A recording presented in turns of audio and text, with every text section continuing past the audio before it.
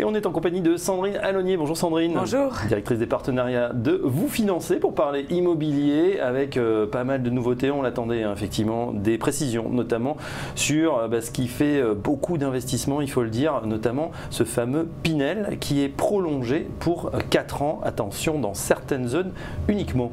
C'est une excellente nouvelle, cette prolongation du Pinel, parce qu'aujourd'hui, ce dont ont besoin les investisseurs pour investir, justement, c'est de pouvoir se projeter. Et le fait qu'on s'attendait à des changements de ce dispositif, on avait eu vraiment un réel attentisme là ces derniers mois, depuis l'été à peu près. Là, le fait que le dispositif soit annoncé comme prolongé pendant 4 ans, c'est vraiment une bonne nouvelle. Ça donne de la visibilité et aux constructeurs, et aux promoteurs, voilà, et aux investisseurs surtout, qui du coup devraient être au rendez-vous. Certains avaient un peu pris de l'avance. On se dit, si la fin du dispositif c'est 31 décembre, voilà, certains investisseurs s'étaient rués justement pour disposer des derniers Pinel. Bon, pas tellement finalement, au contraire, ils avaient plutôt attendu en se disant on va voir ce qui se passe.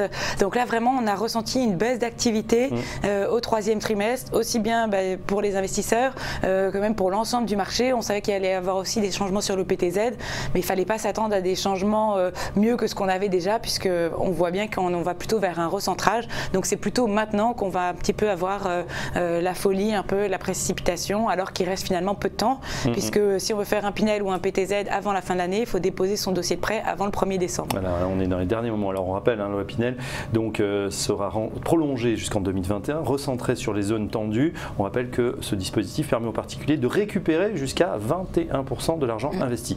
Et ce recentrage est plutôt là aussi très sensé et une bonne nouvelle, puisqu'aujourd'hui, voilà, le Pinel, le dispositif fiscal ne fonctionne que si on a des locataires, donc mieux vaut construire dans des zones tendues. Et on avait aujourd'hui des villes de la zone B2 et C qui avaient obtenu un agrément alors que cela n'était pas toujours justifié.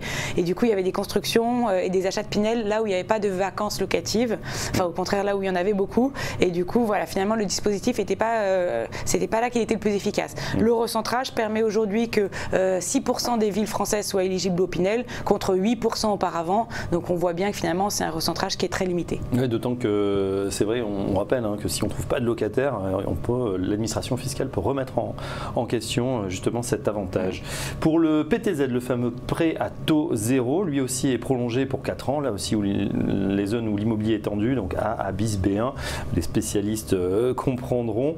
Là aussi c'est plutôt positif, ça va continuer à soutenir cette activité. On est sur des années records là depuis 2 ans. Oui, tout à fait. Nous là en 2017, on a accordé 75% de PTZ de plus qu'il y a 2 ans, avant que le PTZ ne soit élargi dans l'ancien avec des montants revalorisés. Donc c'est vrai qu'en 2016 et 2017, on avait un PTZ, un prêt à taux zéro qui était très favorable aux emprunteurs, qui touchait plus d'emprunteurs avec des montants plus importants. C'est vrai que ça coûte quand même très cher à l'État. Donc là, il y a une volonté de le recentrer dans le neuf uniquement dans les zones tendues pour inciter à la construction, et dans l'ancien dans les zones moins tendues, donc c'est plutôt les zones rurales et les villes de moindre importance, pour la rénover plutôt les centres urbains. Finalement, ça a aussi pas mal de sens. Là où ça pose un petit peu problème, c'est plutôt pour les constructions de maisons individuelles qui sont considérées comme neuves, comme de la construction neuve, et qui, elles, ne bénéficieront plus de prêt à taux zéro. Mais on a quand même une période transitoire sur l'année 2018. Donc si vous voulez investir en zone B2 pour l'année 2018, en tant que primo-accédant, voilà, vous avez encore 1 an pour le faire. Primo-accédant, c'est réservé donc à ceux qui font leur premier investissement. Ou qui sont locataires depuis 2 ans. Bon, voilà, donc au moins c'est précisé. Tiens, justement, on se recentre sur le métier de Vous Financer. Les taux, où en est-on actuellement? On sent dans un mouvement quand même de réappréciation, mais est-ce que c'est la réalité sur le terrain, ou est-ce qu'on peut toujours emprunter à bon marché, voire très bon marché, Sandrine Alonier? On peut encore emprunter à très très bon marché, puisqu'on a même eu encore là pour le mois d'octobre une dizaine de banques qui ont baissé leurs taux, donc c'est très favorable pour les emprunteurs. En effet, les banques ont également constaté une légère baisse de la demande, comme je vous en parlais tout à l'heure, avec cet attentisme. Donc depuis l'été, le marché s'est finalement un petit peu calmé, alors que pourtant septembre est d'habitude un mois très dynamique. Ouais, on a eu ce phénomène. C'est un phénomène de saisonnalité. Juillet-août, on cherche un peu moins, on lève un peu le pied sur la recherche. Voilà, exactement, avec un vrai retour normalement en septembre. Le fait qu'on attende ces mesures, il y a eu un peu d'attentisme. Résultat, les banques ont baissé leur taux en septembre, elles le font à nouveau au mois d'octobre. On sent qu'elles ont toujours cette volonté de prêter. Et puis dès le début du mois de novembre, tous les prêts demandés seront débloqués début 2018 et du coup rentreront dans la production 2018, donc pour les objectifs de l'année prochaine. Donc on pense que là, les banques vont à nouveau vraiment remettre le pied sur l'accélérateur pour prêter prêter. Ouais, vous nous avez dit effectivement, il y a là aussi une saisonnalité sur les banques. Certaines ont fait déjà leurs objectifs, d'autres pas encore. Donc il y a des campagnes. Qui le mieux disant, tiens, en ce moment, quelle banque il faut aller voir? Il faut passer bien sûr par vous, mais alors, qui va être le plus je ne bien? peux pas citer de nom de banque. En revanche, on a quand même 2-3 banques nationales qui ont bien baissé leurs taux. Et en plus, au-delà de ces taux affichés, compte tenu de la qualité de son dossier, on peut négocier encore des baisses de taux qui peuvent aller jusqu'à 0,30 points en dessous du taux affiché. C'est-à-dire qu'aujourd'hui, avec un très bon dossier, on peut emprunter à 1,20% sur 20 ans, 1,10% sur 15 ans et 1,70% sur 25 ans. Donc c'est des taux très bas. Pour rappel, début 2016, on était encore à 2,50 sur 20 ans. Donc on est bien en deçà de ce qu'on a connu il y a 2 ans. Voilà, bon après, les 1,50 ou moins, évidemment, réservés aux meilleurs dossiers. Mais bon, voilà, c'est peut-être encore le moment de s'endetter et de faire ces investissements immobiliers. Dernière chose, Sandrine, on a aussi une révolution dans l'assurance emprunteur qui sera maintenant peut-être détachée du prêt principal. Au début, on prenait ça, c'était dans le package. Aujourd'hui, on va avoir la possibilité, avec les nouvelles lois, d'aller voir à la concurrence. Est-ce que ça va changer quelque chose? Aujourd'hui, 80% des assurances emprunteurs, donc l'assurance qu'on doit prendre en cas de décès ou d'invalidité lors de la souscription d'un crédit, 80% de ces assurances sont souscrites dans la banque. L'objectif du législateur, c'est de permettre une ouverture.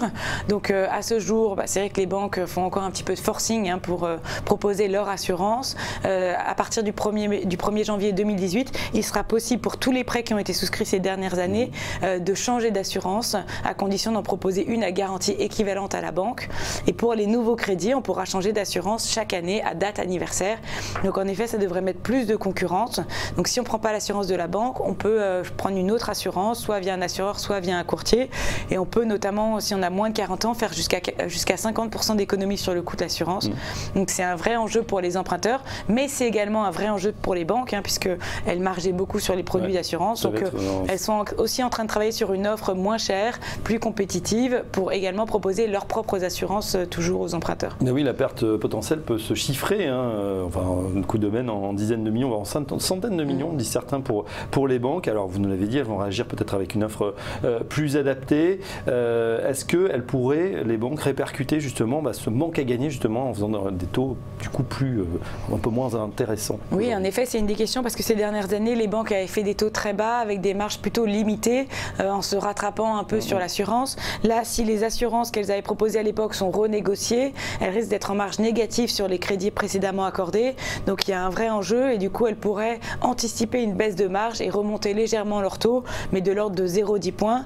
Le souci, c'est qu'aujourd'hui, les emprunteurs sont très sensibles à la variation des taux et du coup, les banques font quand même tout pour garder des taux attractifs et pour ne pas perdre des parts de marché.